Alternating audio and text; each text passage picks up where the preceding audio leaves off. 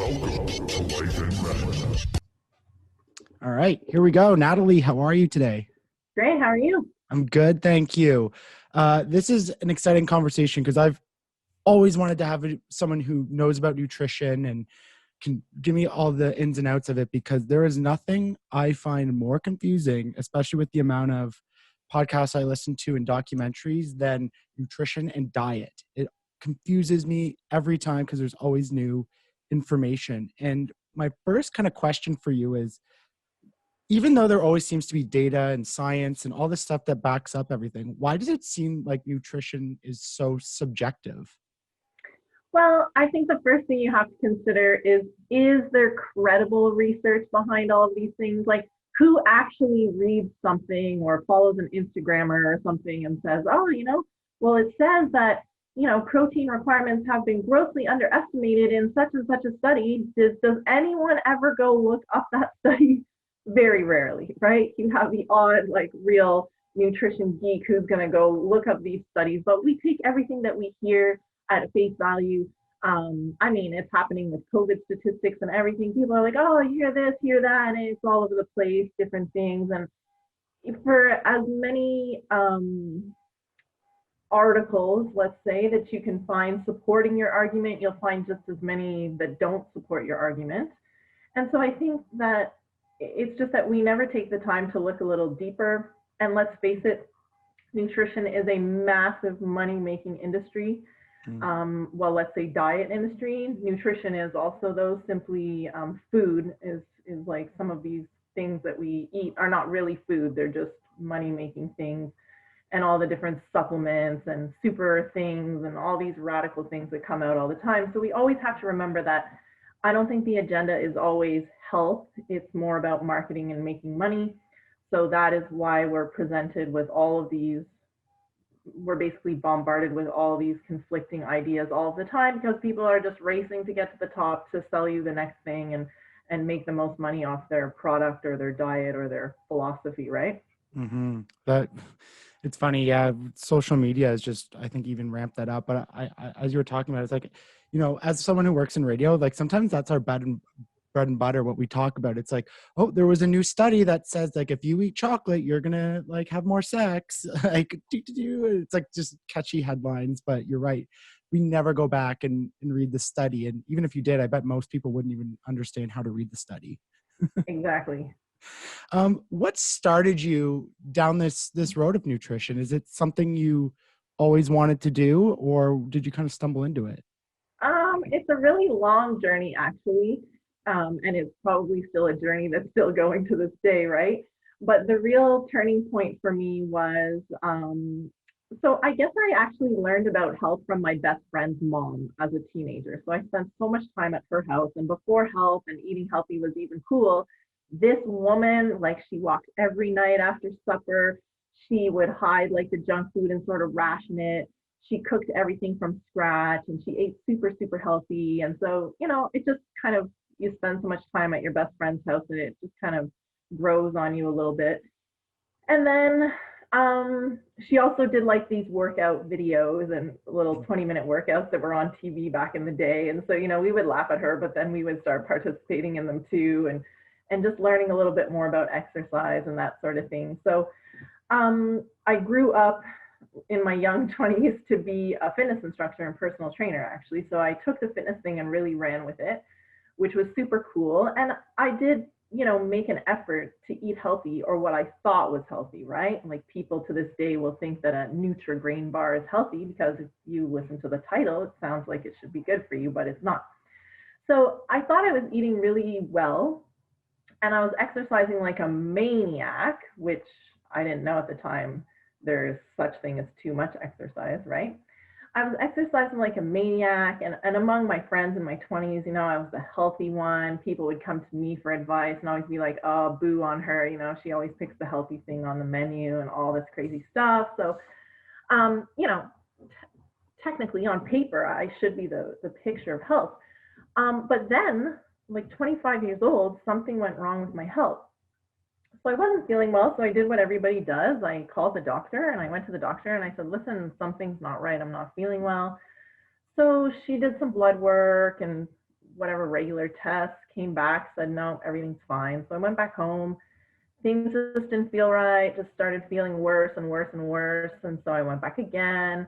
And again, she did a little bit more blood work. And then she said, oh, yeah.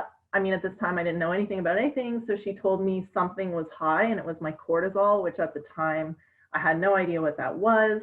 And she was going to send me to a specialist. So I was like, okay, great, we're going to get somewhere. So of course I get a specialist appointment in like the year 2027, right? To get an appointment with a specialist takes forever. So I go on feeling like worse and worse and worse for about a year. So this is what was happening to me. I started to gain weight even though I exercised 20 plus hours a week. Okay. I was gaining weight. So in my mind, there was no rationale for that. I was getting like acne all over my face, food cravings, and my period was 1 week on, 1 week off. Now you can't relate, but that's really, really, really bad because not only is it, just not fun to deal with, but losing that much blood, then iron levels start dropping, that affects your energy as well. So like, just not feeling myself. So finally, I get an appointment with the specialist. I go see the specialist. I have to do more blood work, urine tests, all this kind of stuff. She tells me I'm fine. So I go home and I'm like, you know what? I know about fitness and exercise and health and vitamins and all these stuff. There must be some vitamins that can help me. So I type it into the computer, and like back then there wasn't even Google, and it was dial-up. So it was like coming down the screen real slow, And of course, when you Google something, you're going to get 10,000 different vitamins that you should be taking for this problem. So off I went to the store across the street from my house, and I bought every vitamin, mineral, herbal supplement under the sun, and I brought it home. And then, of course, some need to be taken with food, without food, before breakfast, before bed, with meals. It was so complicated. I had to make a spreadsheet and put all these vitamins on my kitchen table. And so I started following this regimen like it was insane. I still do actually carry these little pill cases with me everywhere I go to make sure I take my vitamins. But lo and behold, I started to see a difference. Well, not a huge difference, but something. Like my skin was clearing up, like a couple of things. So I was like, you know what? I'm on to something here. So I Googled whatever the thing was back then, Bing did or Yahoo did or whatever. And out of it's just like the sky opened up. This thing came on my screen, and it said, study nutrition at the Canadian School of Natural Nutrition. And I was like, what? Like, there it is. That's what I need to do. I need to go learn it for myself and fix myself, because this had been like a year and a half now that I had seen the doctor and specialist over and over and over. Like, I'm condensing the story for you. So I had gone, I literally had scar tissue in my arm from getting pricked so many times. The blood lab was like, we can't use that arm anymore. We need to use the other one. That one, forget it. That one's done. So up came this thing, the Canadian School of Natural Nutrition. I was like, what? That's it. That's what I need to do. I need to go study nutrition for myself and learn how to fix myself. And so at the time, I was working full-time for the police as a youth social worker at night. I was working full-time during the day. If you know what cortisol is, you'll start to understand why I might have been ill. I was working full-time during the day at the YMCA as a youth gambling counselor, because my first schooling was a degree in criminology and psychology. And in between all that, I would teach fitness classes and work out, and it was insane, crazy amount of stuff I was doing. So I just literally, it was August when I found this, and school starts in September. So I literally just walked into my boss's office at the YMCA, which was my day job, and I said, I quit. I'm going back to school. And he was like, okay. So I didn't call the school, go see it, nothing. I literally printed off the registration form, filled it out, put a check. That's what you did back then. Put it in the mail, and off I went. And so I had figured out by then that high cortisol meant that my body was under stress. So I didn't realize that overtraining caused stress and all these sort of things caused stress, but I thought to myself, I'll just do the part-time program, take it easy on myself, not take on too much. So I started the part-time program, and literally like 2 weeks in, I couldn't get enough of this information. I thought it was the most fascinating thing I ever learned in my life. So I went to the principal or the owner at the time and said, no, forget this part-time stuff. Like, get me into the full-time program. I need to learn this as fast as possible. So I switched up to that program, and I just, to this day, it is the most amazing education I've ever had. And I'm, full of education. I have my degree in criminology, psychology. I started but didn't finish world religions. I have a college diploma in trauma and addiction counseling and law. And then, so nutrition was not the first time I'd ever been to school, but this was the best education, like the most amazing thing I'd ever learned in my life. And what do you know? My health started to shift. Now, obviously, what I learned in a couple of weeks of school is not going to revolutionize my health, but there was teachings about the mind as well. So not just the physical body, but the mind as well. And understanding stress and the different coping mechanisms that we have in place, and if those are even healthy ones or not, and just dealing with past traumas, and all kinds of things are part of the puzzle when it comes to your health. And so I started implementing these things into my life, and wow, I became healthy again. So when I graduated, the owner of the school said to me, would you teach our sports nutrition course next year? So I was like, yeah, totally, would love to. So I taught the sports nutrition class, and then a couple of other classes, and I didn't really know where my life was going. Like when I signed up for the program, everybody said to me, what are you going to do with this? What are you going to do with this? I don't know. I just knew that that's what I needed to study.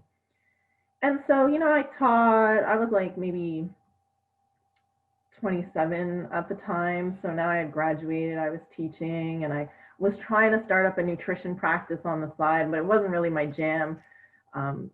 Sitting and counseling people one-on-one, like I'm very active. I like to be moving and doing things. And so all kinds of craziness happened in my life for some reason at that time. I owned a townhouse at the time, and I just thought to myself, the market's really good. I should try and sell it and see what I can get. Well, it sold in one day for over asking price, which is double the price that I bought it for. So I'm like 27 years old. I got this whack ton of money coming to me. Then I find out that I'm pregnant. I'm not married or anything. I'm pregnant. I don't really have a job. I teach fitness classes and a couple courses at the Canadian School of Natural Nutrition. I don't know where I'm going to live. I put money down on a condo, but it takes years to build a condo, right? So I felt like totally lost. Like, oh my God, I'm pregnant. I don't really have a very good job. I don't even have a house to live in a couple of months. Like everything was just falling apart. And so I walk into the school to pick up my last paycheck because it's June. And of course you sell your house for big money in the spring. So spring, I pick up my paycheck and I'm just, have a great summer. I'll see you next year, teach sports nutrition, everything's cool. And as I'm walking out the door, the owner says, oh, wait, do you know anyone who wants to buy the school? What? So I have a whack ton of cash that I'm going to have. I'm going to be a single mom. What? I'm going to have 2 weeks off at Christmas, summer. Like, it couldn't have been more serendipitous. So I was like, yes, I do. In hindsight, I think she knew that, actually, that I might be a candidate.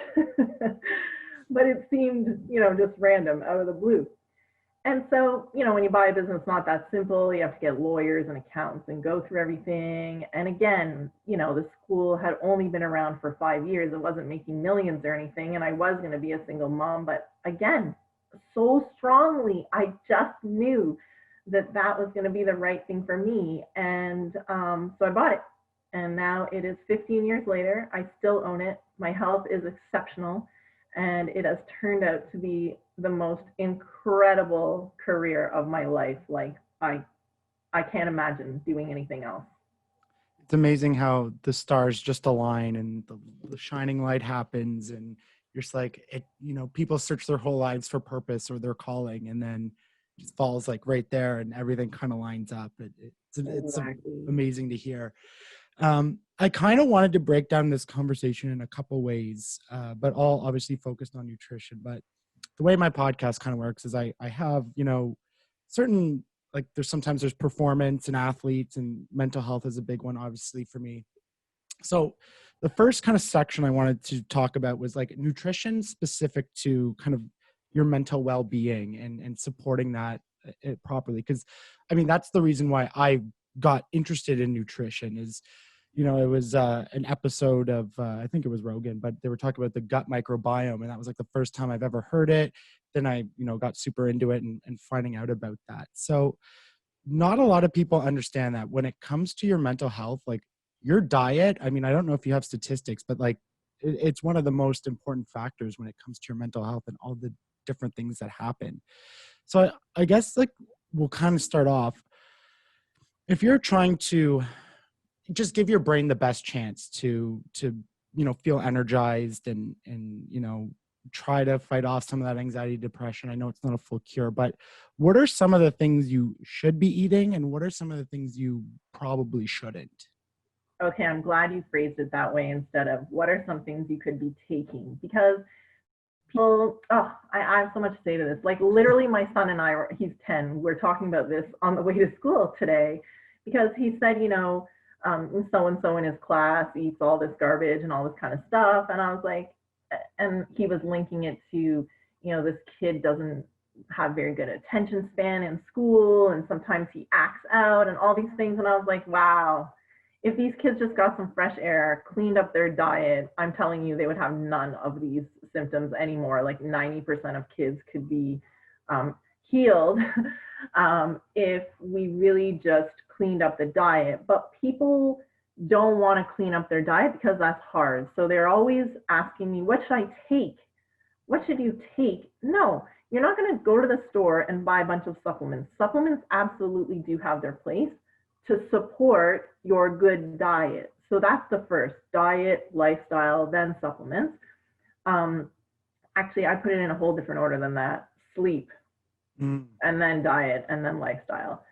But sleep kind of goes into lifestyle, but that's critical. So if we look at our brain and central nervous system, there's a couple of key things, and this has been, a big issue with all the fad diets that are going on out there. So the first thing is that our brain is 60% fat. That's one thing. And the second thing is that its best source of fuel, the way it functions best, the best clean burning fuel, if you have a Ferrari, you're going to go to the gas station and get the top fuel, none of this stuff that puts sludge in your pipes and all that kind of garbage. You're going to get the best fuel for that car to function at its best performance that it can. So our brain and central nervous system uses carbs as fuel. And we've become like a carb phobic society now with all of these high fat, high protein diets, which maybe they'll give you a 6-pack of abs, but really there's a lot more to life than a 6-pack of abs. If your mental health is not good and you have a 6-pack of abs, like really, are you really living? You're not. And actually you probably don't really care much about your 6-pack at that time because other things are stressing you out. So we really, really need to include good fats into our diet, but not too far. Like it's with the keto diet and all this information about healthy fats, that's great. But why do humans have to take it like to such an extreme? You don't sit there at your desk and eat coconut oil out of the jar. No, I've seen it. Like you're gonna get fat. It's fat. And that's all great that we actually burn up coconut oil, my example, as fuel, we do, but then all your other food will just be stored as fat. So it's not helping you out much. So we need to have balance. Wow. This concept that humans can't seem to figure out. And if we do, I guess we're just bored. So we try to find some other thing to stir it up. So healthy fats that come from your nuts, seeds, avocados, coconut, and fish, but now eating fish itself, we can't do that too often because of the pollutants in it can cause us more harm than good. In that situation, actually, I do recommend fish oil supplementation because it's microfiltered and any toxins, heavy metals, PCBs, etc., have hopefully been removed. So fish oil is a great supplement versus the food, because we can't eat fish every day of the week, is going to cause more harm than good, unfortunately, at this time. So we need to have, a diet anywhere between 20 and 30% of our caloric intake should come from fat, all types of fat. So again, we've had a society that used to be scared of saturated fat, scared that was going to give you heart disease, that was the root of all evil. And then we went to no, you got to eat saturated fat, put butter in your coffee, coconut oil, like just eat all this saturated fat. People are eating bacon and eggs 3 meals a day. No, it's so extreme. So we need saturated fat, but we also need the unsaturated fat, like your things that you hear in the media all the time, omega-3. So those are non-sticky, stackable fats that are not going to clog up your arteries and all that sort of stuff. So we need both to fuel the brain. Going back to children, there's actually a book called Is Your Child's Brain Starving? And it's about how to treat kids with ADD, ADHD, and even autism with just getting some fat to the brain and some carbs as fuel. We cannot function optimally without carbs. So we've become afraid of carbs because, yes, in a sedentary society, if you're loading up on carbs and you're not using them as energy, then yes, you're going to gain weight for sure. But nonetheless, now we're plagued with a society that every woman I speak to tells me they have no energy. They have no energy. Common complaint.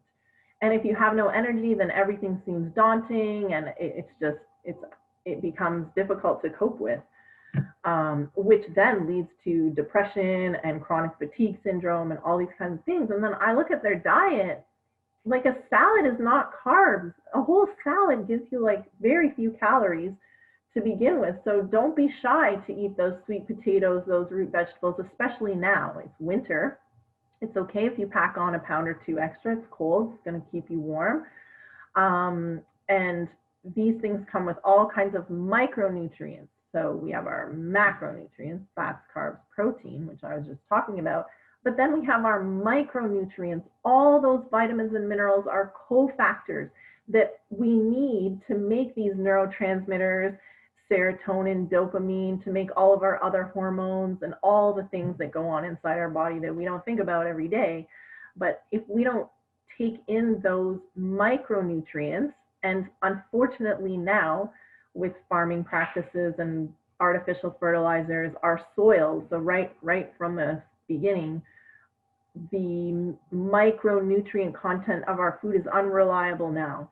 So we actually really need to be taking in these vitamins and minerals because they're not so abundant in our food. So we really have to focus on eating a good diet to make sure that we get those things in so that we can produce all those neurotransmitters and hormones and everything that we need to keep our mental health and all other aspects of the body healthy.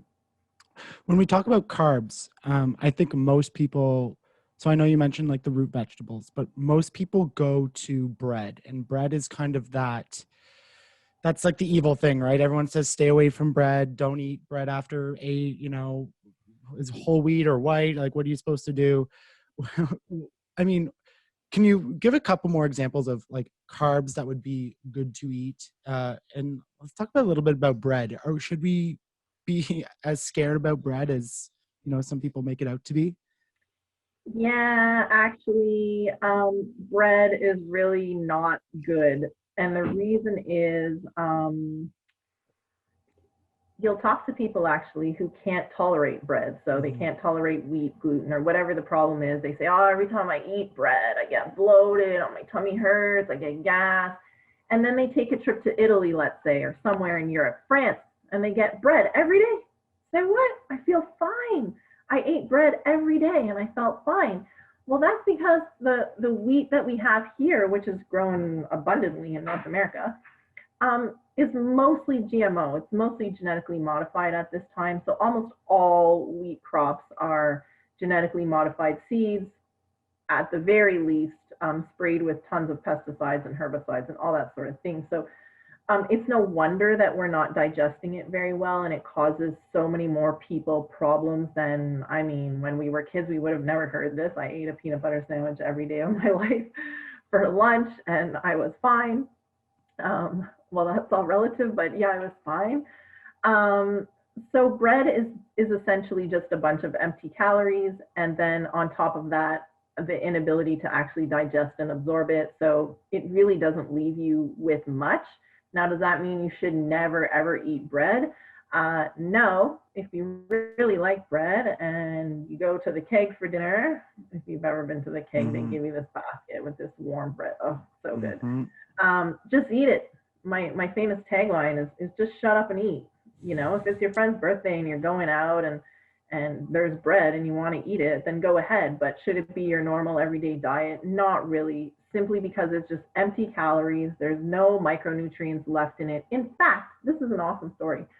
So Health Canada, of course, regulates the food that's sold on the market. And when bread was first made, so basically after World War II, because prior to that, you didn't go to the supermarket to buy bread, you made it at home. And you know now, even if you've had your grandma's bread that she bakes, you eat it that day. You don't really save it for the next day. It's kind of stale and dry and hard, and it's not very good.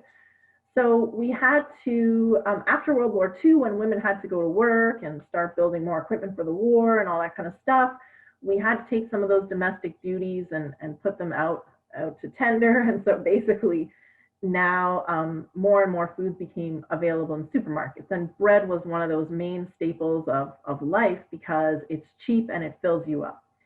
So I don't know what the first company was. They decided, they would come up with a recipe that was shelf stable so that it wouldn't be stale by the very next day, like your own homemade bread. And we would sell this in the supermarket. Well, basically Health Canada looked at it and said, we can't really sell this as food because it doesn't have any vitamins or minerals in it. Like there's nothing in it. So how can we class this as a food?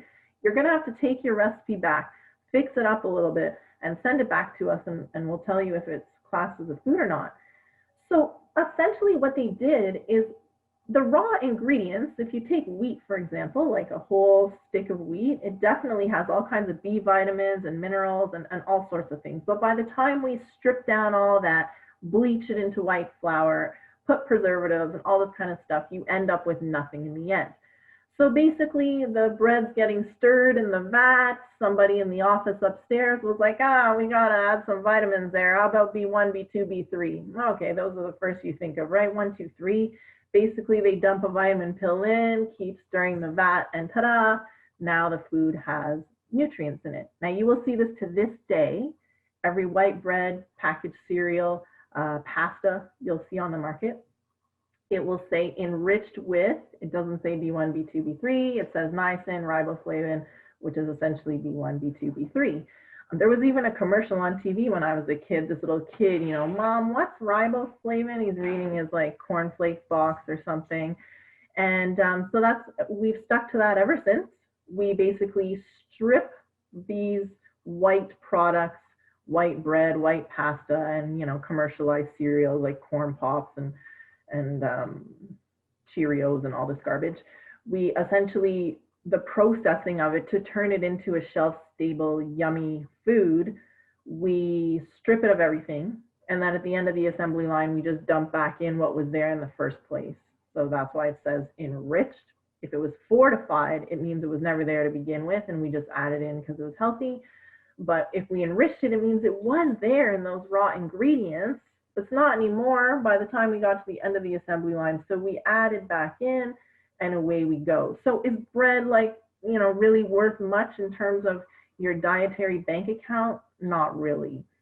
So again, you want to go for whole grains, which is super misleading because I'll ask people, how many whole grains do you eat in a day? They're like, like 4 or 5. I'm like, well, what did you have?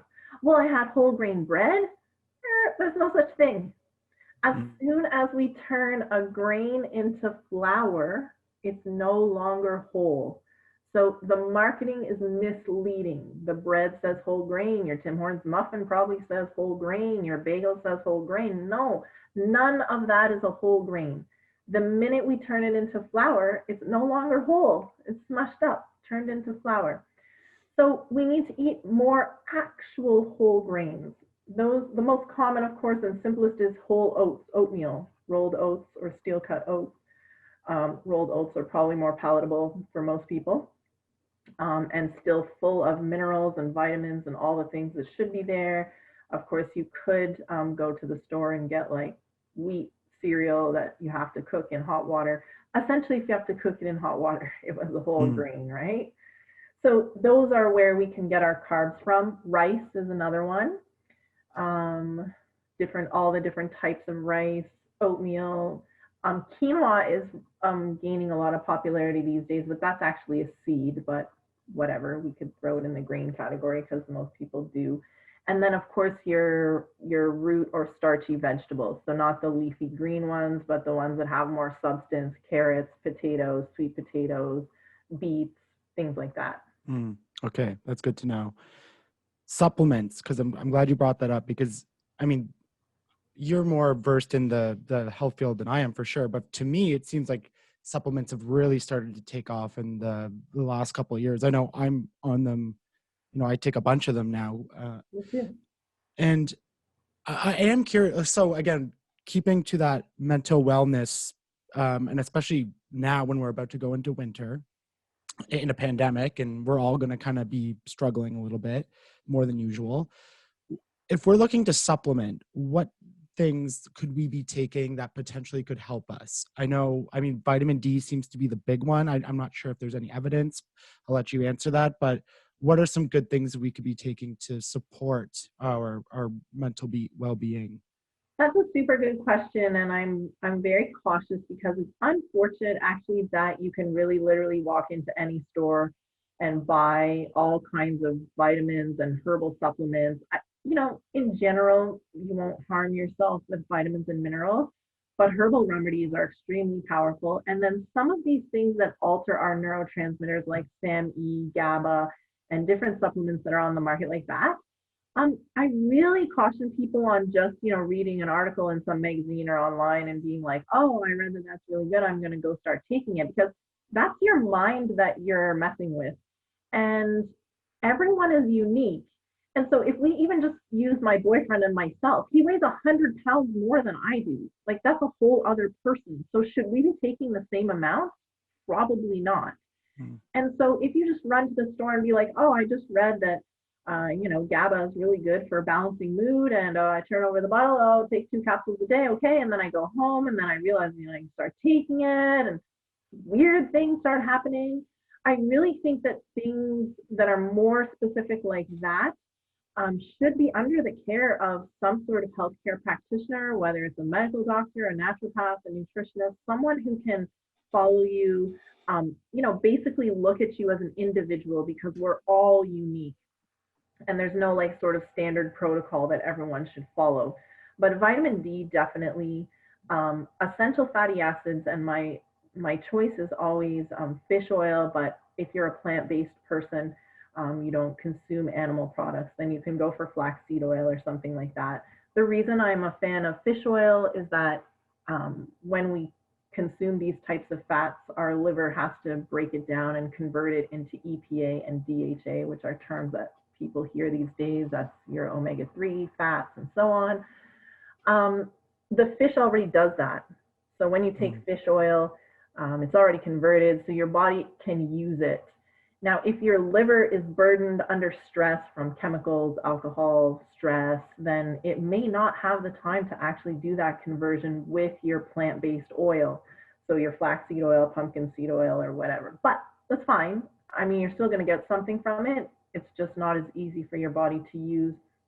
And depending on the condition that you're in health-wise, you may not have the ability to convert that into its EPA and DHA to get full benefit from it. But I mean, if you're plant-based, go for it. Take it in anyways.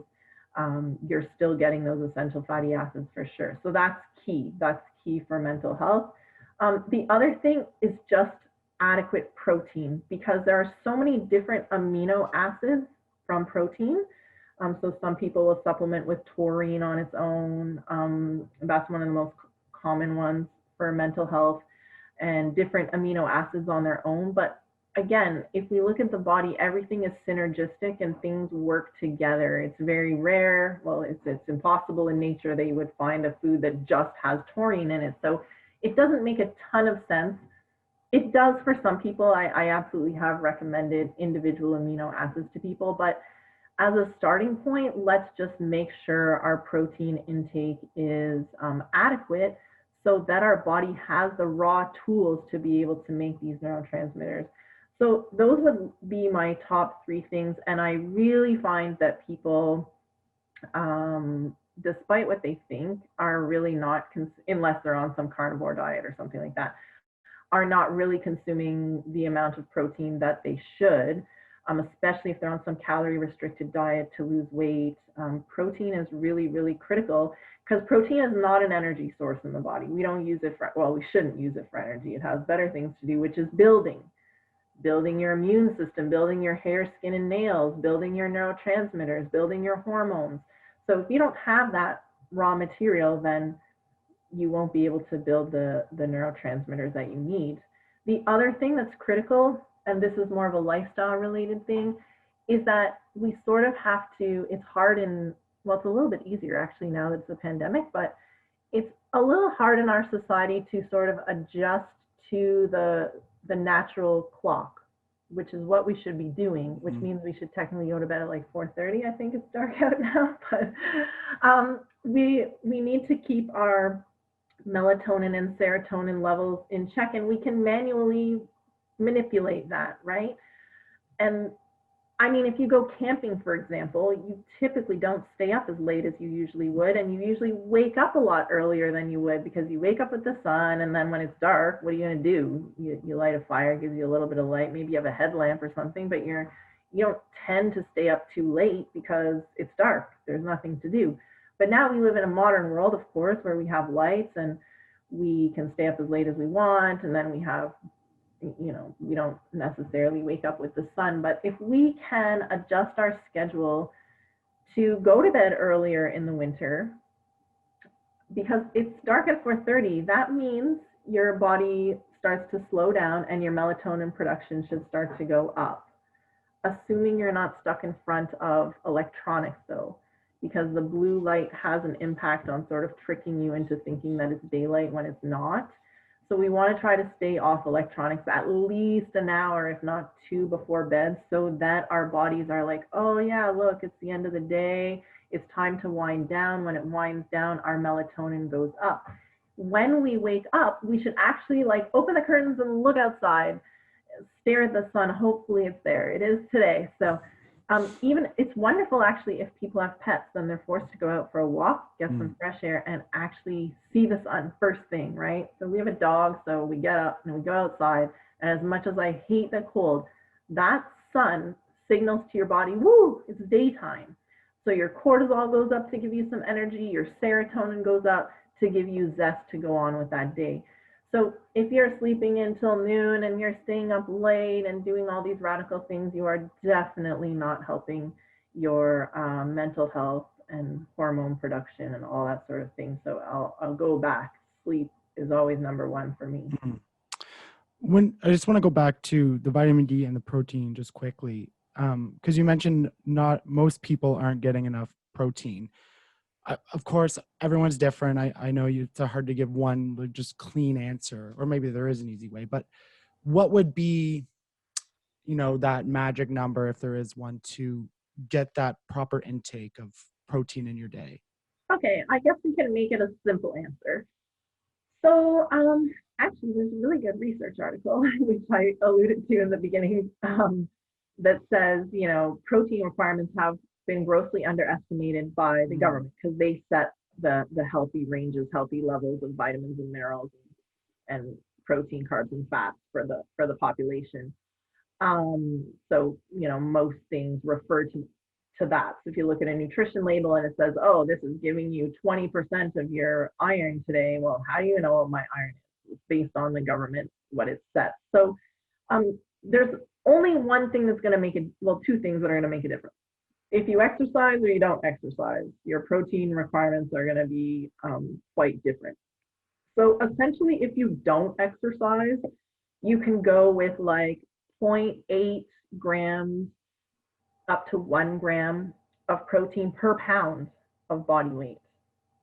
So now we're mixing imperial and metric together, but that's okay. 0.8 to 1 grams per pound of body weight. If you're training at the gym, then you'll want to go anywhere between 1 and 1.5. So let's just use me as an example. I think I weigh about 145. So I eat 145 grams of protein per day, and I'm an exerciser. So that's why I lean to the higher end. Now, many people will fight me on this one in terms of exercises. Oh, no, you need way more than that. That's fine. You do you. I'm just giving a rough idea. Now, how would you know how much protein you're taking in? The best way to do it is to download one of those free apps like MyFitnessPal. Don't do it for the rest of your life. Just do it for like 3 days, because it becomes a little, it's not healthy, I don't think, to track your every food every day. It's too daunting, first of all, and then it becomes a little obsessive for many of us anyway. But if we're humans, we're creatures of habit, we probably eat pretty much the same thing every day for breakfast, you know, a couple different lunches, we rotate through a few different suppers. So really all you need to do is track yourself for a few days, and then you'll have an idea.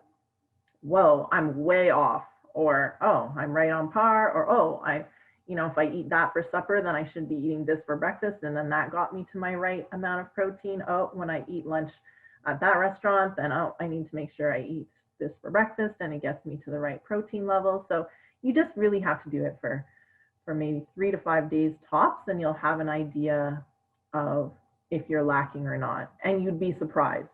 People are lacking.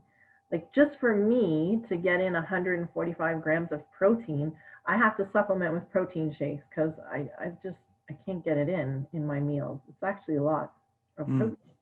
But as someone who exercises, if you don't get in enough protein, the first thing your body's going to do is say, oh, we've had some trauma to the muscles. We need to go repair that. So then you might notice, again, you're getting sick more often because your protein's not being used to make antibodies and build your immunity. You might notice your hair is kind of dull, and your skin and your nails and your neurotransmitters, mental health might start to suffer. That's because you didn't have enough protein left over to build all those other things that need to be built. You might have good muscles, but we need to make sure we have enough for that and for all the other jobs that protein does in the body. Vitamin D, that's another one. And that one comes up a lot, because when you mentioned kind of Google searching earlier, like when people are like, trying to Google how to feel better, it's always vitamin D. You hear some people like who are really into fitness or health that I've heard up to 10,000 IUs a day. Whereas usually when you get the jar, it's like 100. So you take one, or I take 2. It's 1,000 usually. 1,000, sorry, yes, 1,000. Yeah. And then I also heard last week that actually the droplets are better than the pills. So, kind of a crash course on vitamin D.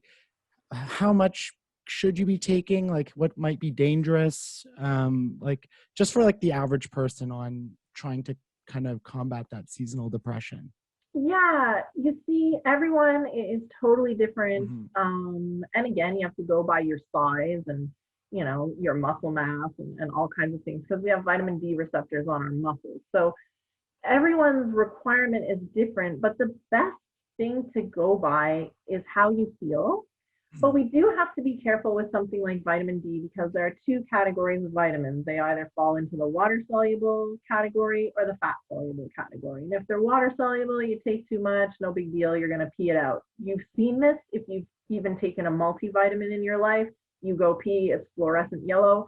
That's just water-soluble B vitamins or vitamin C being flushed out of your system. It's no big deal. You could take like the whole bottle. The worst thing that's going to happen to you is you might get diarrhea, because your body's trying to flush it out.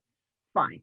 But fat-soluble vitamins, vitamin A, E, D, and K, are fat-soluble, which means we have the ability to store them in our body, and we can't flush them out as quickly.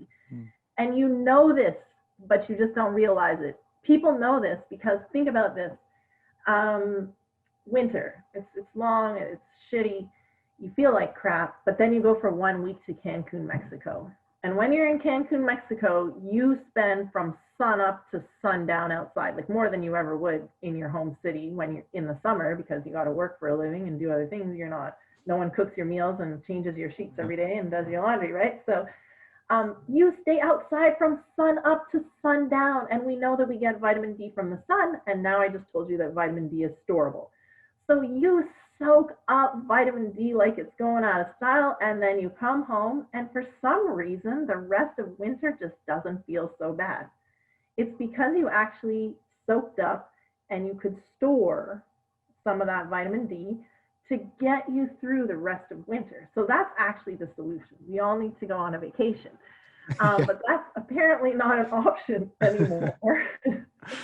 Actually, I have tickets. I'm getting on a plane and I'm going. I might not be allowed back in the country, but being stuck in Dominican Republic is probably not the worst thing in the world. Mm. So we do have to be careful with our vitamin D. However, the amount that's recommended is extremely conservative, extremely conservative. So it used to be 1,000 IUD, then they bumped it up to 4,000 IUD, but even 10,000 IUD, you'd probably be fine. Now, if you were like a 100-pound girl, I probably wouldn't go with 10,000, but like someone for you, you could probably go with 10,000 and you would be fine.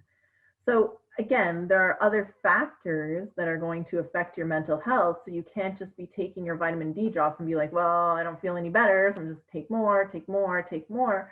But if all your other, ducks are in a row, you're getting good sleep, you're eating decently well, you move your body every day, even if it's nothing major, then you can play with your vitamin D by upping your dose and just seeing if it makes an impact. And it should be relatively quickly because it is storable. So you'll get it in and you should notice a difference. So it's a broad answer, but anywhere between 4,000 and 10,000 IUD is pretty safe for most people. You're not going to hurt yourself with that. I don't actually know the statistics, like if people have overdosed on vitamin D in Canada and it's hurt them. I mean, I even recommend people take their vitamin D in the summer in Canada because, let's face it, most of us getting, not now, but prior, we get in our air-conditioned car, drive to our air-conditioned office, sit in there for 8 hours, maybe go for a walk at lunch. That's for the people who didn't eat at their computer. And then they come home, the sun's not very strong by the end of the day. You stand out, barbecue some burgers, come inside to your air-conditioned house. Like, really, how much sun did you get? So a lot of people, I tell them, just take it all year round, unless you are, someone who goes out every Sunday bike day and all that kind of stuff. There's a potential that you're even still low in the summer.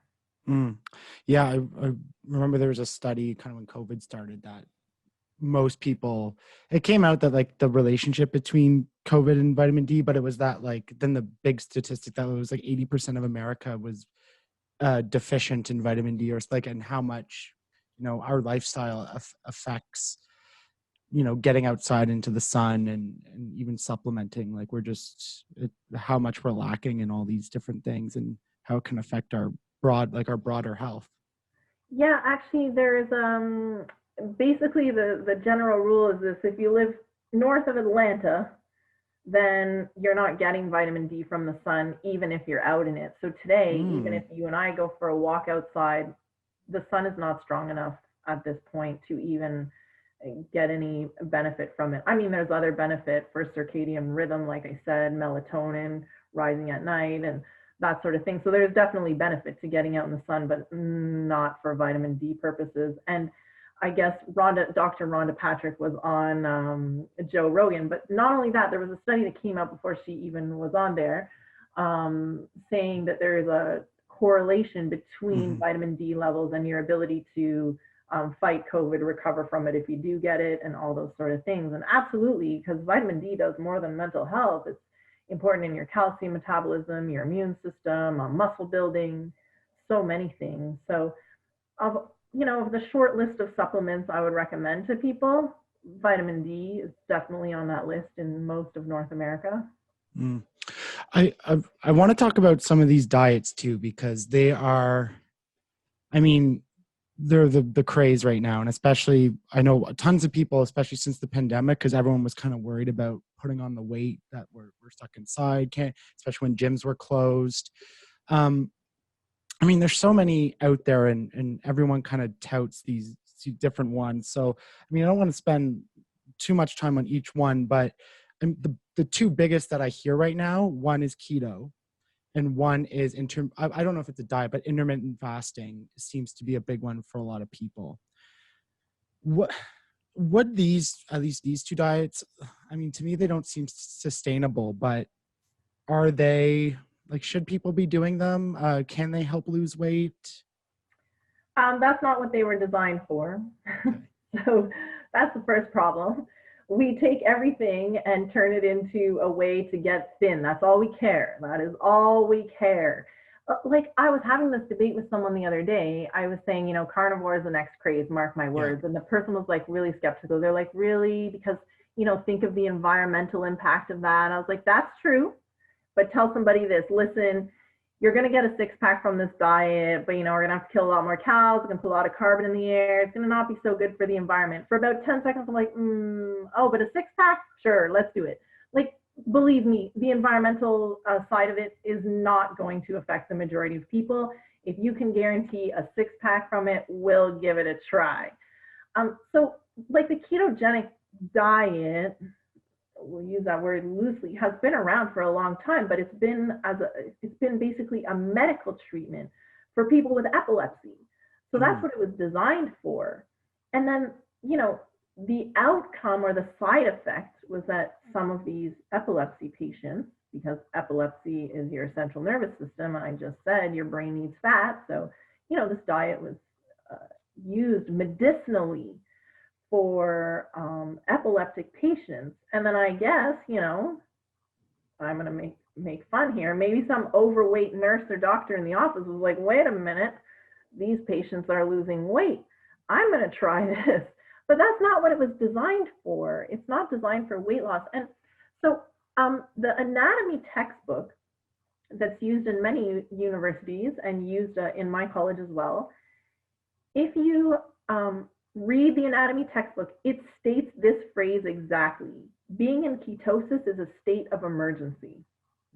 It's a state of emergency for the body. So essentially, and people always talk about this too, oh, we should eat like hunter-gatherers, which I also think is dumb, because is any other aspect of our life like a hunter-gatherer? No. So, you know, you need to eat the diet that's appropriate to you and your lifestyle and your environment, and your genetics and your geography. So, you know, nothing about hunter-gatherer matches us today. But anyways, that's another story. So now I forget where I was even going with that. But this diet, this ketogenic diet, yes, state of emergency. So imagine if you were a hunter-gatherer. You know, wintertime comes, you might only be able to hunt rabbits and, you know, other meat animals. So you would be eating predominantly a carnivore diet until, you know, the snow melts and then the berries grow and you get some more plant-based foods that you can eat. So your carb intake would be very low. But that's not cool. That's because you were forced into that based on, you know, living in a place where it's winter and you really couldn't forage for fruits and vegetables and berries and all of these kind of things. So, you know, your body went into ketosis because it had to. That's not something you really want to do to yourself on a regular basis. And that's actually why we see when people start the ketogenic diet, it actually can take 2 weeks or more for the body to go into full ketosis. There's all these kind of things you can blow into, test your urine, test all these things to see if you are actually in ketosis. And the reason is that your body will fight that for as long as it can because it doesn't really want to be in ketosis. So the day that you just eat fat, it doesn't go into ketosis. It takes a little while till finally the body says, all right, there's a freaking famine going on here. Like there's no fruits or vegetables or carbs of any kind. So fine, I need to keep functioning. So I guess I will turn this fat into fuel, but it's not clean burning. It's not really the greatest source of fuel for the body. The science of how the cells in the body work, that's never changed. Of course, we learn more things about the microbiome and the gut-brain connection and all that kind of stuff. But at a cellular level, the way we convert and process energy, that's never changed. So if we break it down on that level, it doesn't make a whole lot of sense. Does it work for some people? Because everyone is different, right? And it happens all the time. You might be walking downtown one day and you run into an old high school friend and you're like, damn, girl, like, what have you been doing? And they say, oh, I eat like this, I eat like that. So you go home and you try the same thing and you feel like crap. You have no energy, you gain weight. Yeah, because we're all different. So it doesn't necessarily work for everyone. But if it does, and that's the gauge, like, do you feel good on this diet? Do you have good energy? How's your skin, hair, and nails? Are you sleeping well? All of these things will indicate to you if what you're doing is working or not. Now, intermittent fasting, the idea is that, if we shorten, intermittent fasting was designed for diabetic patients. Again, it was more of a medicinal diet, if you will. The idea is that, if our window of eating is smaller, then perhaps we'll eat less, and then as a result, we'll lose weight. Again, on paper, that makes sense. Less energy in, more energy out, we're going to lose weight. That's not that simple. In a society where we are extremely stressed, where cortisol levels are high, adrenals are exhausted, a lot of people with thyroid dysfunction, if you deprive them of energy, food, and by the way, in North America, we've adjusted that diet. It's okay if you have coffee though. So you're on intermittent fasting, but you can wake up and have your coffee. Like, give me a break. So it's really stressful on your adrenals and thyroid. And in many cases, people end up gaining weight as a result because it's just added stress on your body. It never changes, but like I said, we don't want to do the work. So we will listen to anyone's crazy idea if we believe it's going to be easier. But intermittent fasting and ketogenic diet are not easier. Like you said, are these sustainable? No, they're not. But again, it's how human beings are. They don't say to themselves, oh, that bag of chips I eat every night when I watch Netflix, I should just cut that out.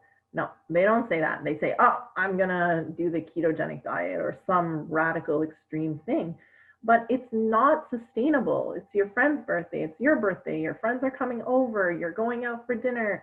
Like, what are you going to say? You go to Joey's at Lansdowne and you're like, yeah, just give me a bowl of avocado soaked in coconut milk. Like, come on. It's going to be at least $60. It's not sustainable. It makes your life really not fun.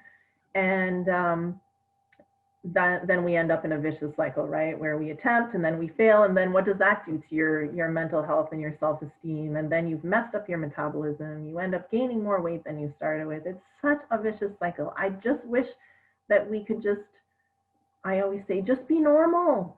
Like, people always ask me what I eat. Like, it's the number one question. What do you eat? I'm like, whatever. Like, whatever. My body, of course, is used to healthy food, so that's what I eat. But like last night, my kids and I, we baked cookies. Now, they don't have dairy or eggs in them. They're gluten-free, but I could feed them to anyone, and they would say these cookies are the bomb. Like, they taste amazing. There's cane sugar in them, which is sugar. I ate a cookie. In fact, I ate one for breakfast. So I have a smoothie for breakfast, and then I was like, you know what? I'm going to the gym. That didn't feel like enough. I'm having a cookie. Whatever. And I don't sweat it and I don't stress. And again, people ask me all the time what I eat because I never fluctuate. I've been looking this way for forever because I don't do anything extreme or drastic or unsustainable. We also have to factor in like seasons, right? Ask me what I eat in the summer compared to what I eat in the winter. It's totally different because lifestyle is totally different. Right. There's that whole kind of eat with the seasons mentality. I don't know if it's gaining popularity, but I've just started to hear about it now. And you kind of eat what's fresh and what's locally sourced, and then you just kind of follow along with all that. It seems to be a little more, I don't know, sustainable in ways because you're eating locally. Exactly. I love this guilt, like, you're kind of like, it's guilt free, right? Like, and I think that is so important for people because we have a love-hate, terrible relationship with food. And there's so much shame, like I know I had fried chicken and some French fries on Sunday for my brother's birthday. And on Saturday I ended up going home, so I didn't get a workout in. I was like, oh, I'm going to be so fat. Oh, all my progress that I've been doing for 4 years is gone just because, and that's not real. Like, I'm not missing anything, but like, it's just so funny how it's programmed into our minds that like I was going to say slip up, but it's not even a slip up. It's just you went and enjoyed food with your family, but we Yeah, you're treat it being as, human. Welcome to yeah, the club. we treat it as we failed. Oh my God, we made a huge mistake. What did I do to myself? Yeah, it's actually really sad, essentially, the relationship that so many of us have with food. And the biggest challenge is that we can't just quit it, right?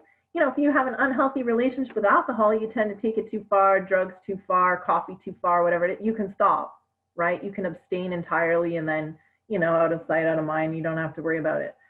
But you can't quit food. It's something you put into your body minimum 3 times a day. And it becomes, I guess I probably live in a bubble of that's all that people talk about, but I see it in mainstream society too. It's literally consuming so much of our thoughts, and it's seriously not healthy. And I don't know where the disconnect happened or when it happened, because you know, growing up, for example, I never heard anything about even drink how much water you're supposed to drink per day. I never heard anything about anything. Like my mom cooked supper every night. We sat down, we ate it. If we wanted seconds, we got it. If we didn't feel like eating, we didn't. It was a little bit more intuitive. If you wanted water, like if you were outside, you didn't even have to go in the house. You turn on the hose and drink it out there. You weren't so worried, oh no, is it filtered? Did I use my $1 million filter to filter this water before I drink it? And like it's just gone crazy. I guess it's been a slow progression. I guess there wasn't a turning point. But I mean, don't get me wrong. I have those thoughts sometimes too. Like I didn't have that thought when I ate the cookie this morning, but I do have those thoughts sometimes as well. But it's exactly right. You're not a bad person because you ate something bad, and we'll use that loosely as well, because what's bad and what's good is constantly changing, and it varies from person to person what's actually bad and good for them, because something inherently good could be bad for you if you have a intolerance or allergy to it or something like that. But I mean, it doesn't, what you did doesn't erase the good things that you did. You're not going to wake up 5 pounds heavier tomorrow. It doesn't work like that. In fact, the body auto regulates itself. So like if I go out tonight to an all you can eat pizza eating contest and I eat like 16 pieces of pizza, my body's actually going to rev up its metabolism. It's going to be like, oh my God, we have a lot of calories here to burn, or we have a lot of carbs or a lot of fat, like whichever one. In that case, it's both. So my body will actually rev up the metabolism to try to get through that. If I pigged out on something that was super fattening, well then when I'm sitting here just talking to you, my body's drawing fuel sort of 50-50 from fat and carbohydrates. But if I ate like a ton of fat last night or this morning with my breakfast, my body will actually shift a little bit and burn more fat, sort of keep everything in balance, right? This homeostasis. So, I mean, if you do things like that once in a while, your body will rev up, slow down. That's also what happens. It slows down. So if people deprive themselves, then the body thinks they go on some calorie restricted diet. The body's like, ooh, we need to work in like eco mode, you know, and you put your car in eco mode and it's more efficient. It doesn't go very fast. Same thing with your body, is that it's going to sort of down regulate itself, slow down to conserve energy so that it can function on this little bit of calories. But the older we get and the more times we do that to ourselves, the less likely we are to be able to bounce back from it. But if you eat, you know, enough calories to sustain yourself, a properly balanced diet, and then, you know, one night you go to a pizza eating contest and you eat 16 pieces, you'll be fine. Your body will actually rev up, burn the extra, and bring you all back down to normal, and everything's fine. It's when we're constantly yo-yoing that the body just can't keep up. It's too much stress. Well, that makes me feel so much better, because sometimes I feel like eating 16 pieces of pizza. I use that example all the time because I don't actually know the number anymore. It's been inflated over the years, but in high school, I won a pizza eating contest, and it was all guys and I was the only girl, and I won. And so, of course, I believe they've exaggerated the story over the years, but I can't remember how many I ate now. I think it was 11. Still been, impressive. it's like walking to school in the snow by your grandparents. The snow Right. gets steeper and the distance gets longer every time the story is told. So it's up to 16 now. Right. Listen, I feel like I could talk to you for hours and just pick your brain. So I'll have to have you again on soon, but I know I got to get back to work. My email's flooding up and I know you got stuff to do as well. Before I let you go, just as we go in the winter, you know, health is top of mind. We want to increase our, the talk about of our immune system, boosting our immune system, taking care of our health. Like just some final general advice. I know we even probably talked about it here, but like, what would you just tell someone in passing? You know what, if you want to take care of yourself this winter, do X. Yeah. Okay. So I would just say three things. And if you were to ask my kids, they'd be like, they know exactly what. So I would say make an effort to get good sleep. It's easy in the winter. It's cold. Just go to bed. It's dark. Just go to bed. Get good sleep. Put sleep as a priority. It just makes everything in life so much easier. The second thing, especially coming up to the holidays, is like I put this hashtag on things, shut up and eat. If you're having family over, friends over, or your little bubble of people, and you want to make something special that's especially fattening or carb laden or whatever, do it. You're going to be okay. Enjoy. You need to enjoy life. And if you enjoy life, it's less likely that you're going to binge and do crazy things like that. And then the other thing is find something that you sincerely enjoy that involves moving your body. I mean, we could talk about exercise for days too, because every day there's a new form of exercise that's the best and greatest and latest, and this is what you need to be doing. There's no such thing. I mean, the most research has been done on just walking. It's really the greatest thing to prevent all diseases, but we don't care about that. We just want a six pack. So just find a way to move your body every day. Even if you just do 10 minutes of stretching, it really, really makes an impact on not just your physical, but your mental health. If you just take time to move your body, minimum 10 minutes a day. There's all kinds of free YouTube videos, yoga, HIIT workouts, everything. Just move your body in something that you enjoy, though. If you have to force yourself to do it, I mean, there will be days that you have to force yourself, but you'll feel so much better after, and it will make winter and quarantine and all this stuff so much more bearable. I've taken up body combat this quarantine because I don't have anywhere to go. So I'm in my 6th floor apartment. I'm like, hey, what can I do in this space? And YouTube free body combat. And I'm like feeling like a, ninja. Yeah, It's great. great. So if people want to learn more, I know you have the school, people are really interested in this stuff, but social media, if they want to get in touch with you about nutrition, where can they find you? Yeah, so actually, because of the pandemic, before you could only come to my school and study college and get a diploma, like a really serious program. But we now offer a program for the general public with just a healthy eating and lifestyle certificate, because a lot more people are interested in learning more about their health, but not committing to like a 1 or 2 year college diploma program. So the website is CSNN Ottawa, CSNN standing for Canadian School of Natural Nutrition. So csnnottawa.ca has all of our programs on there. We're also on Instagram, which advertises all those things too. And we do cooking classes that are all virtual for general public can join in. So that's also CSNN Ottawa. And then to find me personally, there's been such a demand since the pandemic that I'm actually starting a nutrition practice, which I never thought I would ever do. So you'll find me on Instagram at Nutrition with Nat, and a website, Nutrition with Nat. And then my personal Instagram, which just showcases all the other crazy things I might do in life, is Natalie_Rivier. Beautiful. Well, thank you so much. This has been incredibly enlightening, and I appreciate you taking the time and answering some of these questions because they've been on my mind for 28 years. So I really appreciate it. Thanks.